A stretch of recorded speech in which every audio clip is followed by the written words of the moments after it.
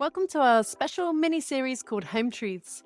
We're going to be talking about some common misconceptions in the world of renovating, bust some budget myths, and basically shine a light on how to avoid a stressful renovation.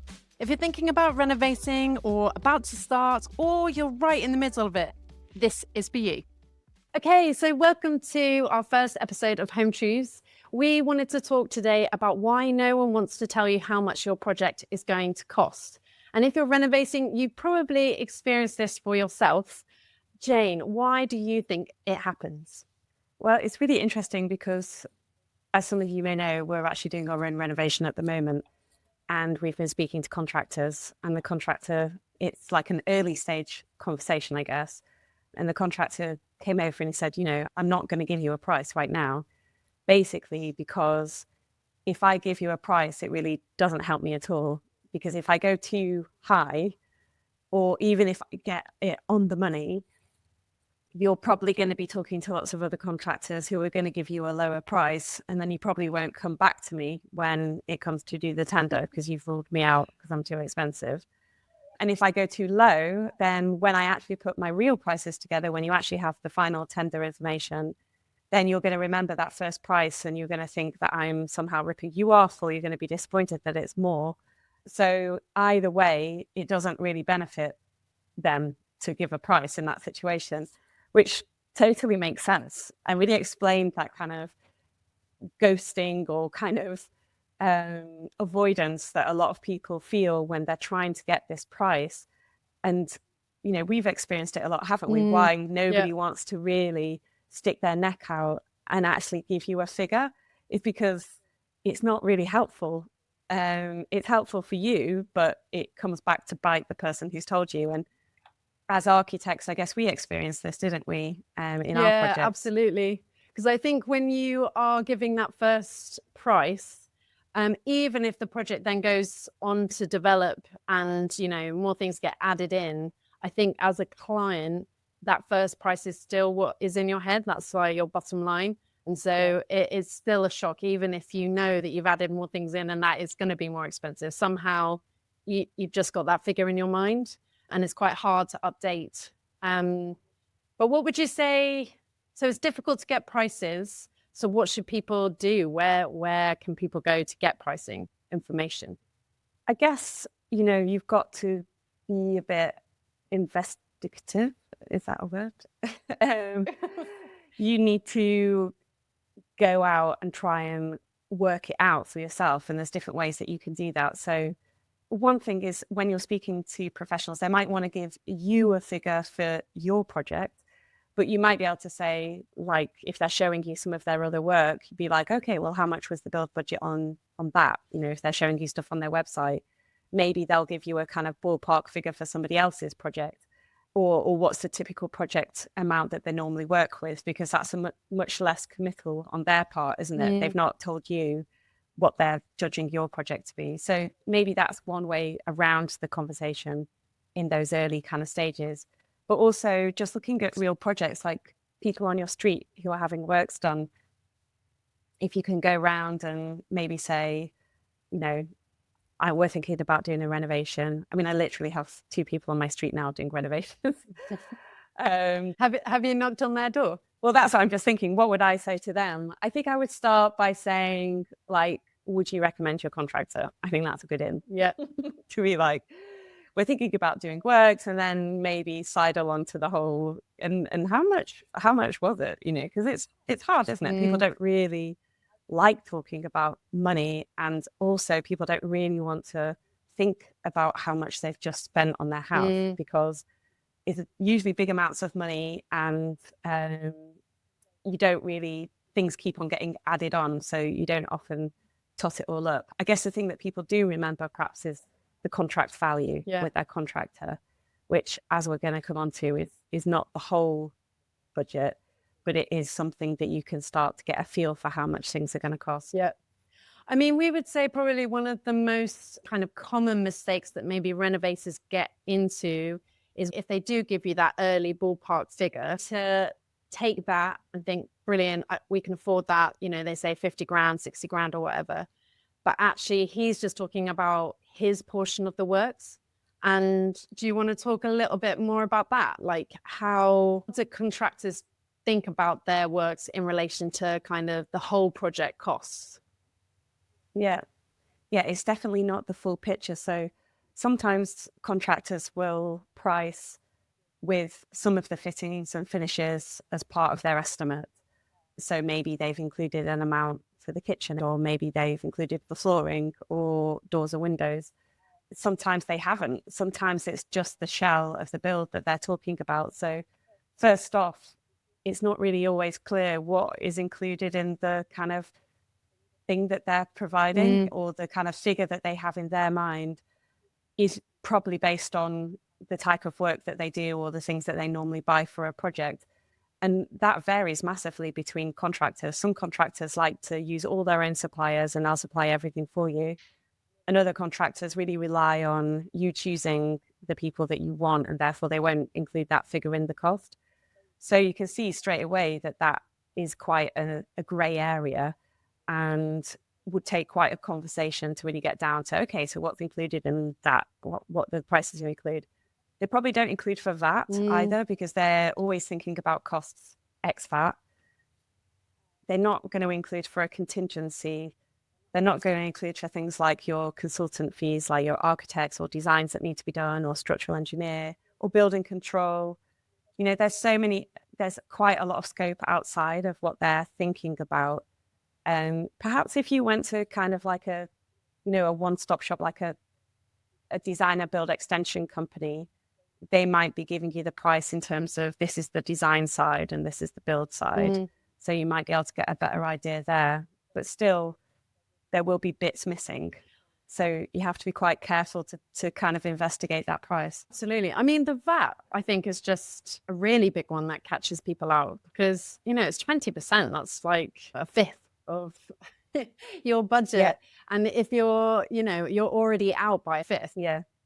And it's surprising how much that can happen. It's such a surprise, isn't it? Because they said, oh, it will be around, 80 grand for this bit of works, or 50 grand or something. But then you get to it and you're like, oh, right, yeah. Okay, so we're adding that big figure on. And I guess the other thing that goes with that is the contingency, because people don't really talk about contingency. It feels like, especially contractors don't really talk about contingency, but it's on every single project. So it really should be kind of baked into what the price is considered, because it isn't just like an unfortunate thing that happens if you're unlucky.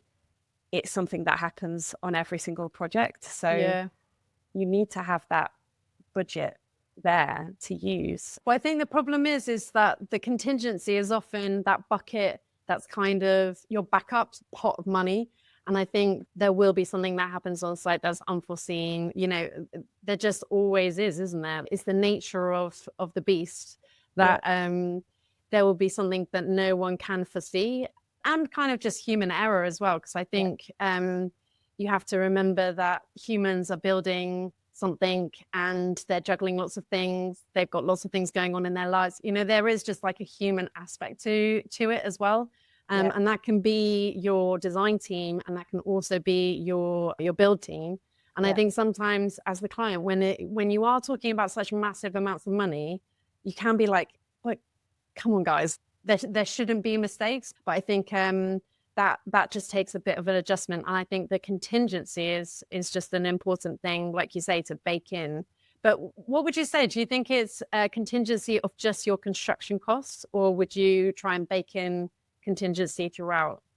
Well, I think that comes back to what we were saying at the beginning. I was just thinking the same thing, actually, that when you talk to your architects or designers at the beginning and you're talking about your budget, if you had a quantity surveyor who's a trained professional that gives you a kind of budget for the whole of the project, which, if you were on a big project, you might have the budget to do, but most people on smaller projects don't, which is why you don't have a really in-depth cost at that time. They do include a contingency. It's called design contingency. And it is just based on the concept that right at the start of your project, you're not really going to know all the things that you want to include. So over the course of your design, there will be changes in the scope of your works. And that contingency on your design aspect is as important as the contingency and the construction, really. But it's just a hard thing to convey and to talk about. And it's not practice for designers or architects to really talk about having a design contingency fund at the beginning. So yeah, it's important to kind of just give yourself a little bit of leeway there at the beginning. So going back to the costs, I Yeah. guess we're saying, remember when you're talking to your contractor that he's talking about just his portion of the works. So remember the other bits. We're saying if you talk to your neighbors, just remember that maybe they haven't sat down and made their final sums of actually how much everything costs. So that, take it with a little bit of salt. And then I guess people might think, well, surely your architect is in a position to give you kind of cost advice, and why wouldn't they give you a price? Yeah, it's like the responsibility of it, isn't it? I guess for architects, they're either designing to your budget or they're designing to your brief, and that is two different processes. And often that isn't very explicitly discussed. I guess the thing for your architect is the kind of the hard bit is that it is actually quite hard to predict contractor prices. There are lots of reasons why, when you do tenders and you get prices back, they can be vastly different by, tens of thousands of pounds due to the size of the contractor, how much work they have on, what their team structure's like, what they're assuming the materials are going to be. So it's quite hard for an architect to accurately predict what the range of prices from a contractor's going to come back with. And actually, if you did go to a quantity surveyor and use the correct professional to make those costings early on, the price that they would come back with would probably be on the higher end, because it would be including the correct profit, the correct amount for materials. They'd be really kind of pricing it up, in inverted commas, correctly, if you see what I mean. But then the prices might come back lower because of the reasons we've just discussed. So for an architect, it's really hard to predict that aspect. And so what you would end up doing is if somebody said they had a budget, you'd constantly be saying, you can't have that. I don't think it's going to be in budget, but you wouldn't know for sure. So you'd be talking your client out of including things that are hard to put back later, on the kind of side of thinking, oh, well, you probably can't afford that, which one is a hard conversation to have. Two, it's quite hard to prove because you don't have the prices back yet. So in a way, they just don't really know until they get those prices back. So what are they supposed to do and how can they take responsibility for that? I think it is a really tough one, because I think in our own projects that we've done, clients also want to be excited by what they're going to be investing in, and they do want to see the options. And like you say, being told that they can't have it because it's not in their budget is really tricky to take. The way we get around it, I guess, is doing that kind of low, medium, high options, so they can see, okay, you can put more money into your budget and you get this, or this is what we think actually your budget allows. And then often you kind of meet in the middle, and maybe you try to cost engineer the things to get it back to the actual budget. I think it's a lot harder to design to a budget than I think you might imagine as a homeowner. Well, there's lots of different aspects to it, isn't there? So it's like the build materials, the size of the build, but then also all the fittings and finishes, the mechanical stuff. You're trying to predict the choices that your client's going to make on all of those things. And quite often, even if you have the conversation early on, okay, so we've budgeted for like the minimum fit out, this is the cheapest of everything. When it actually comes to choosing the things, your client doesn't choose the cheapest thing, because obviously they're like, well, I don't want that one, I want this one. So it's hard to do that on every single thing, because you're trying to second guess something that they've not had chance to consider yet. So I guess all of this kind of means that it's really just falling out of the remit of an architect's skills to really be a project manager, a cost person, and to design the drawings and manage that all in one. And they can kind of do the best that they can. But ultimately, you as the client hold a lot of that decision-making power. and you have a lot of choices to make. And I think Yes. as a homeowner, if you've got to buy into the budgeting process. And what would you say to the people who are kind of stuck in that loop of they can't get a price until they've got the drawings, but they don't really want to invest in the drawings because they don't know if they can afford to do the thing. So they, it's like a bit of a chicken and egg situation. Yeah, I think, well, one way that people tackle this, and this is the most popular way to tackle this, is just to ignore the budget, really. Like to do the thing that happens, which is add in all the things that you want, like the bigger roof light, the this, the that, and then get to tender and then work out that you can't afford it, then have to go back and then value engineer, which is a process of going through each of those things and saying, okay, well, where can we save money? What's important? What's not important? And I guess that is a valid process. It's just, it's Yeah. not really spoken about that much. So it feels like as a It's just homeowner, happened to you. yeah, it's like, Like, how have we ended up here? So you've bought into all yeah. these things that you're getting, we're going to have this and we're going to have this. And you've got excited about it all. And then you're having to like chop bits off or, sometimes just lop a whole part of the project like completely off. But that is a process and you can go through that. There's another version, which is like very early on, which is where you're stuck in that small eddy of don't really want to pay for the drawings because we don't know if we can afford it. But, I've spoken to a contractor and they've said, okay, well, when you've got some drawings, come and speak to us and we'll, have a look at some Yeah. prices. So in that situation, you just can't get started even.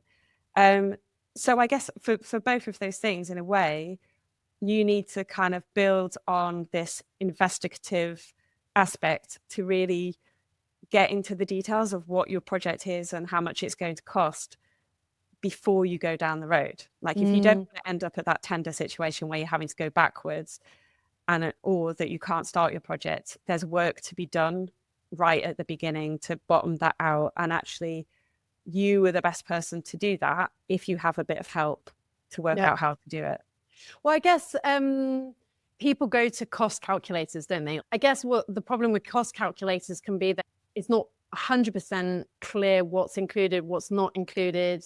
Sometimes you don't know what are the prices based on, where in the country are they, what kind of projects are they even talking about. So I think cost calculators can also come with, a lot of caveats, can't they? Yeah. Well, when you don't have that detail, like the first thing is to do the thing and look at the price and be like, oh, well, that can't be right.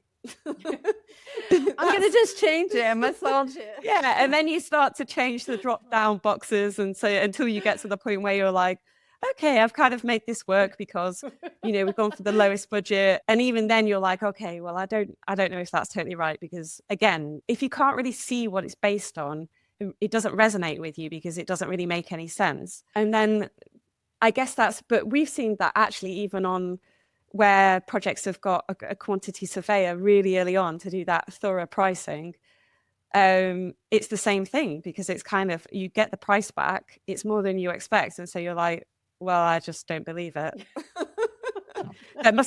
Something must have gone wrong. I'm sure we can get it for cheaper.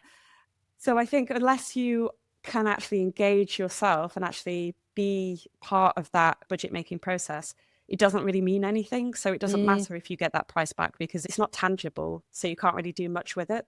So I guess our answer to that is to reduce the unknowns or to add the specifics of your project to make it right for what you want to do. Because at the end of the day, if you're going to a cost calculator, we know architects that have a price per square meter, which is very different from your standard cost calculator. And it's because the project is totally different and it's making assumptions about lots of different fittings and what you're going to have. If you can break out of that cost calculator all the things that make your project yours about what you want to include, you can reduce that unknown massively. So what do we mean by that? Like our method of kind of putting together a cost is going through your wish list or your scope and pulling out all of those things that you can bottom out price wise. So that might be you want a wood burning stove. Okay, that's something you can investigate and get a price for, and that wouldn't be included in a normal cost calculator. Or you want your kitchen, cost calculators might make an assumption of a price, whereas kitchens can vary now from 20 to 60,000. So you can bottom out that price. You can do your homework and find out where you are on that scale. The same with all your fittings and finishes, all your lights, your switches, everything that you're choosing on the project, whether you're having heating, whether you're having a boiler, whether you're, you kind of know these things. And so our method is to get as many of those things in as separate items and then start to investigate those and work, you're saying, yes, that's a reasonable price for that. This is the kind of spec that I want for this thing. And once you've gone through that process, you can remove, over 50% or 55% of your whole budget. You could bottom out like before you've even started. So that remaining 45%, which is your contractor's fees for doing the build works and doing the fitting of these things, which can vary, if we've spoken at the start, can vary depending on, the location, their team, their profit margin. You're reducing that unknown to only about 45% of the project. So you can use a cost per square meter calculator for that part, but it's not wildly taking over the rest of your budget. I think the thing that I found most painful, like being an architect, being a slight control freak and being a people pleaser, means that if you have your client's budget, that's really, really painful to not have them totally understand, like who's taking responsibility for that. Yeah.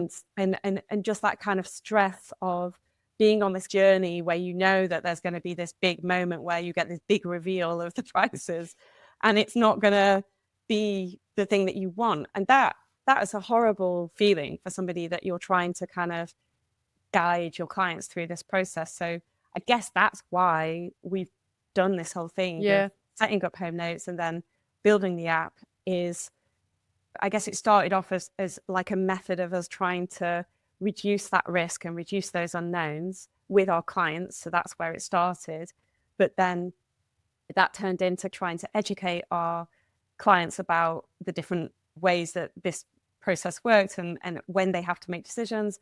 And then finally building that into the app that we've made so that it's that balance between doing a project and sharing that risk between you. Not because you want to push it off yourself, but because if you don't have transparency with your client, or if you're as a homeowner, if you don't have visibility of the fees and the prices for different things and where you're getting them from, it just doesn't mean anything. It doesn't mean that you can make decisions.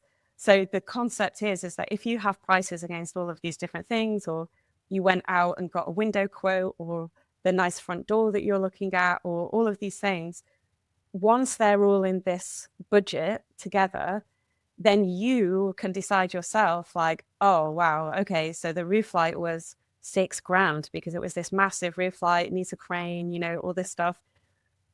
But my front door that was really special that I wanted, well, that's $3,000. Like, you can make the decision where you want that money to go. And if you want to go out and get another quote for something smaller, that makes sense. That means that you're in control of making those decisions, as opposed to just like, bam, like, this is the price. And then it's a little bit too late to go back in and redesign everything with a totally different roof light or, a different system. Yeah. And also, it really worked, because the first project we did with the app was basically the clients had a budget. They couldn't do the bigger extension. We had to kind of bring it in, so they actually couldn't extend as much. And it felt quite, in some ways, inhibitive. But actually, what was interesting is that the clients were in control of choosing their fittings and finishes in the kitchen and the products that were going into the project. And actually, that's where they decided, like you say, they were going to compromise on the roof light. They wanted this really amazing bespoke kitchen. They got to choose the moments where they spent the money, and actually it came in on budget, like the budget that they originally had. it didn't go over time. Like, you know, it actually worked.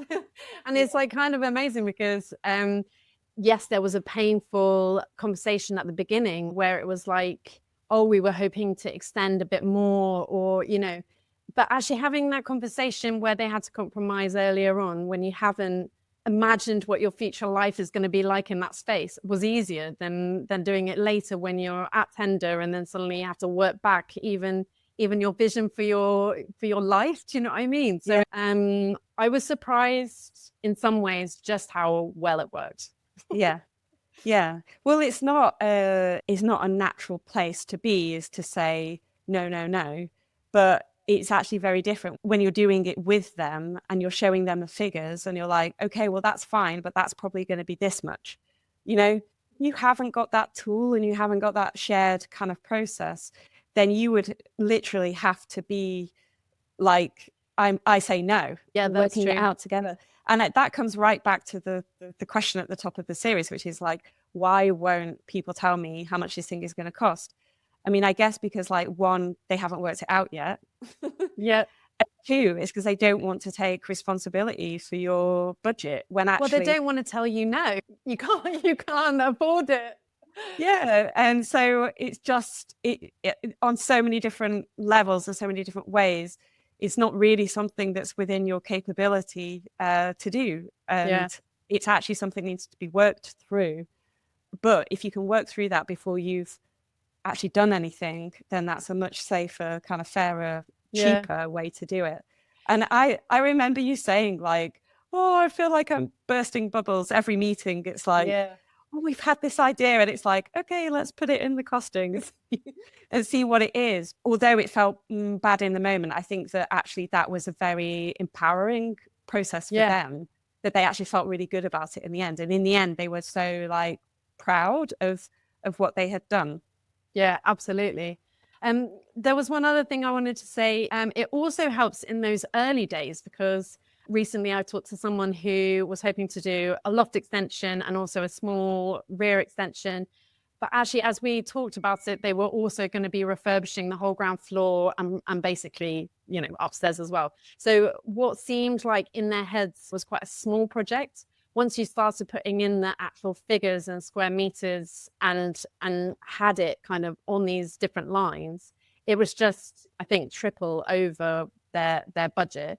And then you have a different conversation. It's like, okay, so what is the most important thing? Actually, the loft extension can be done at a different date. You know, you start talking about phasing, you talk, you know, and I think what's so empowering about that is this strategy. Exactly. And I think so often you just kind of like run at it and hope like it'll all be okay. And that is also a strategy, but it's so much more stressful and like you're not in control of what's happening to you. And so, yeah, I just thought it was quite interesting because they were like, okay, I need to go away and just talk it through and discuss where we're going to spend the money. That might seem depressing that you can't afford everything you want, but actually it's also empowering because you're like, okay, with that information, I can now make some solid decisions that are based on something, you know, instead of just, hoping for the best. Yeah. And just to kind of summarize, so I guess what we're saying is it's not that people are purposely being elusive, because underlying it, I think that from a homeowner's perspective, it feels like there's some trickery going on there, you know, that you don't want, nobody wants to tell you, or the professionals don't want to tell you because they kind of want more money or something. I don't know. There's some kind of hidden reason. I hope that what we've just spoken about is kind of explaining the complexity of why it's hard to do that as a professional, and just why it's so hard to come up with these figures. If you put in that time up front, it is within your power to get over that first hurdle. Absolutely. So stay tuned for next week. We're going to be doing another of our home truths in this series. And we're going to be talking around, you know what you want, but don't know how to get it. So if you're in that predicament where you have a clear vision of the type of home you want to create, you've seen it on Instagram, but you are frustrated because everyone's saying that's not in your budget and you don't know how to go forward, then stay tuned. Bye, everybody.